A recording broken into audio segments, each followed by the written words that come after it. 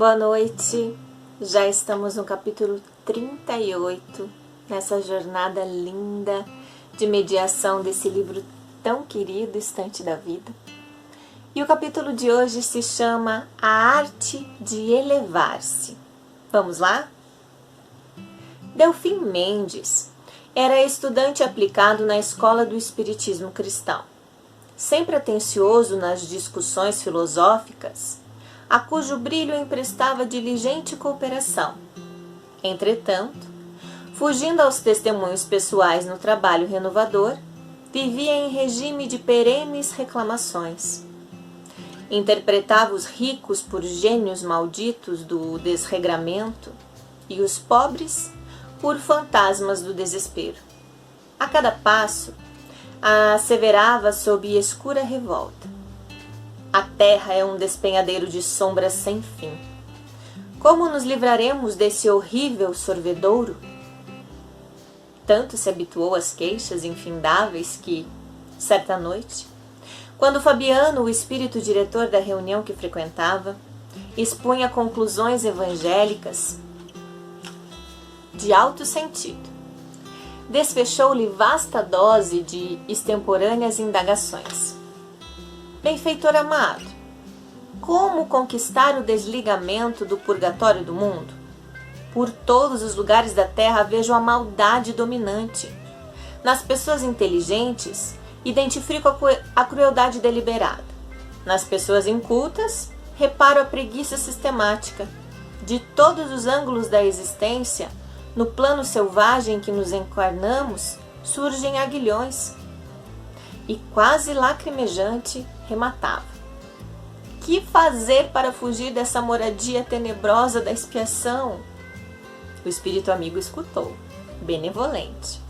E quando o silêncio voltou a pesar na assembleia, comentou bondoso: um homem trabalhador, depois da morte em razão de certo relaxamento espiritual, foi colhido pela rede de Satanás e desceu aos infernos, ralado de espanto e dor. Lá dentro, passou a ver as figuras monstruosas que povoam o abismo e por muitos dias consecutivos gemeu nos tanques móveis de lava comburente. Acostumado, porém, ao esforço ativo, pouco e pouco se esqueceu dos poços vulcânicos que o cercavam e sentiu fome de trabalho benéfico.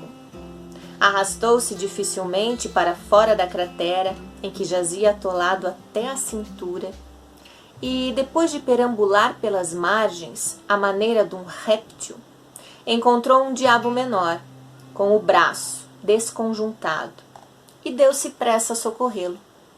Esforçou-se, ganhou posição sobre uma trípode que se destinava ao arquivo de velhas tridentes esfogueadas e agiu, tecnicamente, restituindo-lhe o equilíbrio. O perseguidor, algo comovido, incumbiu-se de melhorar-lhe a ficha. Daí a momentos, uma sereia perversa passou, exibindo defeituosa túnica, como quem se dirigia às zonas festivas. O prestimoso internado pediu permissão para ajudá-la, afirmando haver trabalhado no Instituto de Beleza Terrestre. E tantos laçarotes lhe aplicou a vestimenta que a criatura diabólica se afastou, reconhecida. Continuando a arrastar-se, encontrou um grupo de condenados a cavar profunda cisterna e, conhecedor que era do problema, forneceu valiosas instruções. Encorajado pelos elogios de todos, seguiu caminho para adiante, no pavoroso domínio de que era prisioneiro, encontrando um gigante do mal, caído por terra, a vomitar lodo e sangue, depois de conflito feroz com o poderoso inimigo mais vigoroso em brutalidade.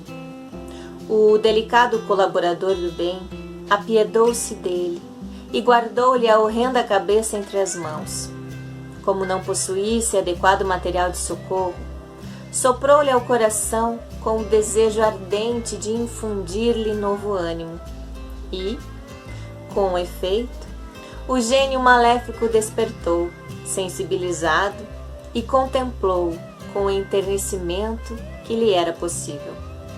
A fama do piedoso sentenciado espalhou-se e um dos grandes representantes de Satanás chegou a solicitar-lhe os serviços num caso melindroso, em que se fazia imperiosa a colaboração de uma pessoa competente, humilde e discreta. Com tamanho acerto, agiu o encarcerado que a direção do abismo conferiu-lhe o direito da palavra.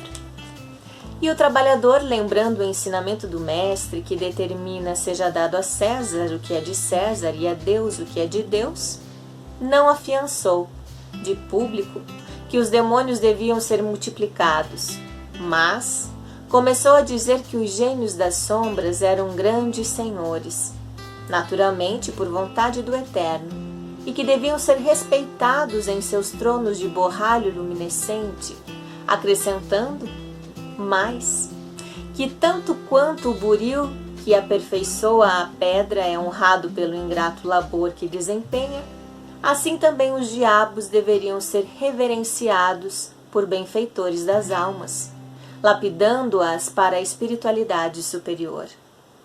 Multiplicando pregações de amor, obediência e esperança, fez-se querido de todo o povo das trevas, imperando nas almas das vítimas e dos verdugos.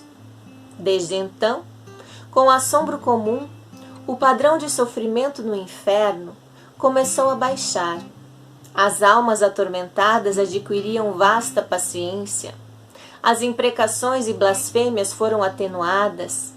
Os gemidos quase desapareceram e os próprios algozes multisseculares se comoviam, inesperadamente, aos primeiros vagidos da piedade que lhe nascia no peito. Alterou-se a situação de tal maneira que Satanás, em pessoa, veio observar a mudança e, depois de informação quanto aos estranhos acontecimentos, ordenou que o trabalhador fosse expulso. Naturalmente, aquele homem estaria no inferno em razão de algum equívoco, e a permanência dele no trevoso país de que era soberano perturbava-lhe os projetos. Desse momento em diante, o servidor do trabalho digno fez-se livre, colocando-se na direção do reino da paz. Nesse ponto, o guia espiritual interrompeu a narrativa, e talvez porque Delfim Mendes o contemplasse, expectante, riu-se bondoso e concluiu: Você, Delfim, sente-se na terra como se estivesse no inferno. Pense, fale e procure agir como se fosse no céu, e o próprio mundo restituirá você ao paraíso. Compreende? O irrequieto companheiro enterrou a cabeça nas mãos alongadas, mas não respondeu.